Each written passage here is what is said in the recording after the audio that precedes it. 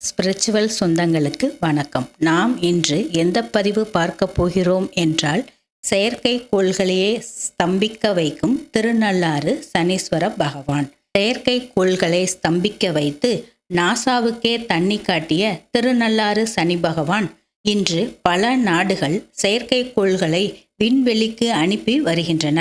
அவற்றில் செல்போன் பயன்பாடு, இராணுவ பயன்பாடு, உளவு என பல்வேறு காரணங்களுக்காக பயன்படுத்தப்படுகிறது. சில வருடங்களுக்கு முன்பு அமெரிக்க செயற்கைக்கோள் ஒன்று பூமியின் குறிப்பிட்ட பகுதியை கடக்கும் போது மட்டும் 3 வினாடிகள் ஸ்தம்பித்து விடுகிறது. 3 வினாடிகளுக்கு பிறகு வழக்கம்போல் வானில் பறக்க ஆரம்பித்து விடுகிறது. எந்தவித பழுதும் அதன் செயற்கைக்கோளில், அதன் கருவிகளில் ஏற்படுவது இல்லை. அந்த சம்பவம் நாசாவிற்கு அதிர்ச்சி கலந்த ஆச்சரியத்தை அளித்தது.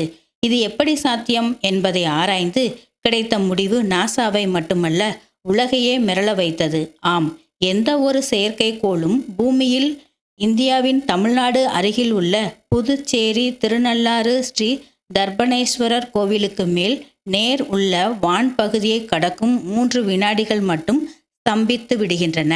அப்படி நிகழ்வதற்கு என்ன காரணம்? ஒவ்வொரு நாளும், ஒவ்வொரு வினாடியும் கண்ணுக்கு தெரியாத கருநீல கதிர்கள் அந்த கோவிலின் மீது விழுந்து கொண்டே இருக்கிறது. 2.5 வருடங்களுக்கு ஒரு முறை நடக்கும் சனிப்பெயர்ச்சியின் போது இந்த கருநீல கதிர்களின் அடர்த்தி மிகவும் அதிகமாக இருக்கும். விண்வெளியில் சுற்றி கொண்டிருக்கும் செயற்கைக்கோள்கள் இந்த கருநீல கதிர்கள் பாயும் பகுதிக்குள் நுழையும் போது ஸ்தம்பித்து விடுகின்றன. அதே நேரத்தில் செயற்கைக்கோள்களுக்கு எந்தவித பாதிப்பும் ஏற்படுவதும் இல்லை. இதில் குறிப்பிடத்தக்க அம்சம் என்னவென்றால், இந்த கோவில்தான் இந்துக்களால் சனி பகவான் தலம் என்று போற்றப்படுகிறது.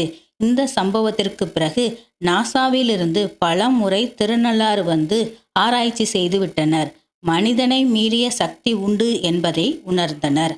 அவர்களும் சனி பகவானை கையெடுத்து கும்பிட்டு உணர்ந்தனர். இன்று வரை விண்ணில் செயற்கைக்கோள்கள் திருநள்ளாறு பகுதியை கடக்கும்போது ஸ்தம்பித்து கொண்டே இருக்கிறது. இந்த செய்தியை கேட்டு பிரமிக்காதவர்கள் நம்முடைய முன்னோர்களை நினைத்து கட்டாயம் பிரமிக்க வேண்டும். நாம் பல செயற்கைக்கோள்கள் கொண்டு கண்டறியும் சனிக்கோளின் கதிர்வீச்சு விழும் பகுதியை கண்டுபிடித்து அதற்கென ஒரு கோயிலையும் கட்டி, கதிர்வீச்சுகள் அதிகம் விழும் நாட்களையும் கணக்கிட்டு அதற்கான நாளை சனிப்பெயர்ச்சி என்று அறிவிக்கும் திறமையை நம்மால் நினைத்து கூட பார்க்க முடியாத ஒரு தொலைநோக்கு பார்வை கொண்ட நம் முன்னோர்களை நினைத்து என்னால் பிரமிக்காமல் இருக்க முடியவில்லை. இதை விஞ்சும் வகையில் ஒரு விஷயம் கேள்விப்பட்டேன். நீங்கள் ஏதாவது சிவன் கோயிலுக்கு சென்றால் அங்கே நவ கிரகங்களை நன்றாக கவனியுங்கள். அந்த சிலைகளின் மேல் கட்டப்பட்டுள்ள துணிகளையும் நன்றாய் உற்று பாருங்கள்.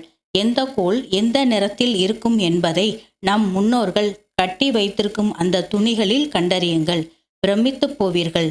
பெரியோர்களின் அறிவாற்றலை நினைத்து இந்த அறிவியலின் அதிசயத்தை அனைத்து தலைமுறையும் அறிய வேண்டும். இந்த பதிவு உங்களுக்கு பிடித்திருந்தால் லைக் பண்ணுங்க, கமெண்ட் பண்ணுங்க, ஷேர் பண்ணுங்க, மறக்காம சப்ஸ்கிரைப் பண்ணுங்க. தேங்க்யூ.